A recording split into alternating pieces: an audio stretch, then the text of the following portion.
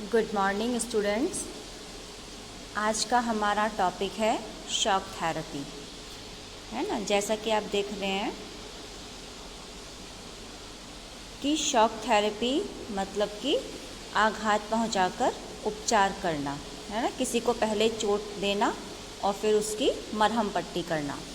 तो shock therapy में क्या आएगा कि यूएसएसआर के डिसइंटीग्रेशन के बाद जो सोवियत संघ के जो गणराज्य थे वो एक सत्तावादी समाजवादी व्यवस्था से लोकतांत्रिक पूंजीवादी व्यवस्था तक के कष्टप्रद संक्रमण से होकर गुजरे थे।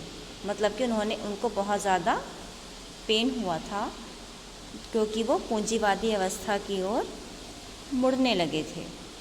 तो रूस, मध्य एशिया के जो गणराज्य थे और पूर्वी यूरोप के जो देश थे उनमें पूंजीवाद की ओर संक्रमण का एक खास मॉडल अपनाया गया था, जिसको विश्व बैंक, वर्ल्ड बैंक और अंतर्राष्ट्रीय मुद्रा कोष यानी कि इंटरनेशनल मॉनेटरी फंड द्वारा निर्देशित इस मॉडल को शॉक थेरेपी मतलब कि आघात पहुंचाकर उपचार करना कहा गया है।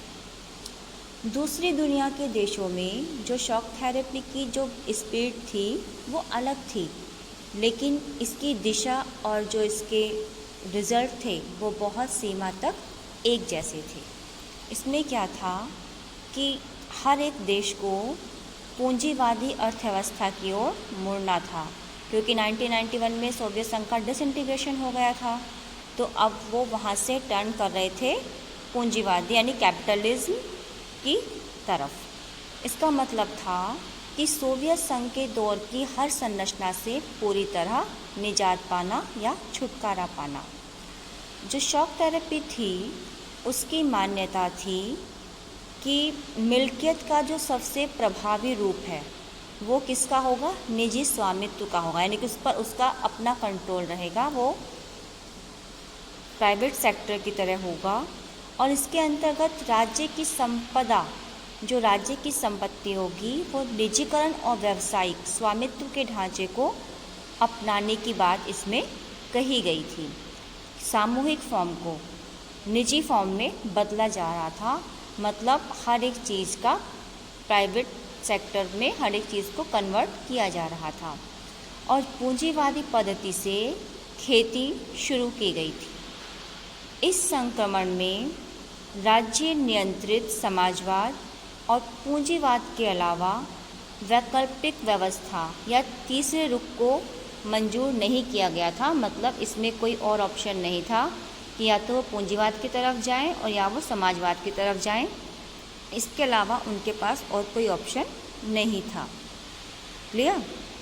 तो शॉक थेरेपी को सामूहिक फॉर्म के अंतर्गत सामूहिक फॉर्म को निजी फॉर्म में चेंज किया जा रहा था। शॉक थेरेपी ने इन अर्थव्यवस्थाओं के बाहरी रुझानों के प्रति क्या किया, अपने तौर तरीकों को बदल दिया। और अब ये माना जाने लगा कि ज़्यादा से ज़्यादा विकास करके, डेवलपमेंट करके ही अपने आप को इस्टेब्लिश किया जा सकता है। इसके लिए एक चीज़ और लागू की गई, वो थी साफ्टा यानी कि south Asia free trade association. ठीक है, यानी कि मुक्त व्यापार को पूर्ण रूप से अपनाया जाने लगा और इसको अपनाना जरूरी माना जाने लगा।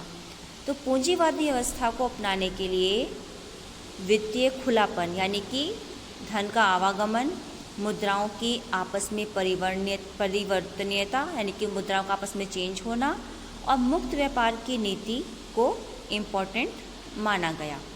तो इससे क्या हुआ कि धीरे धीरे खेमे के प्रत्येक देश को दूसरे देशों से जोड़ने की जगह सीधे पश्चिमी मुल्कों से जोड़ा गया और इस तरह धीरे धीरे इन देशों को पश्चिमी अर्थतंत्र में समाहित कर दिया, उसमें शामिल कर लिया।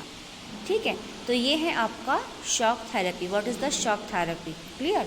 अब हम नेक्स्ट वीडियो में पढ़ेंगे कॉन्सिक्वेंसेस ऑफ शॉक थेरेपी के परिणाम। Thank you so much.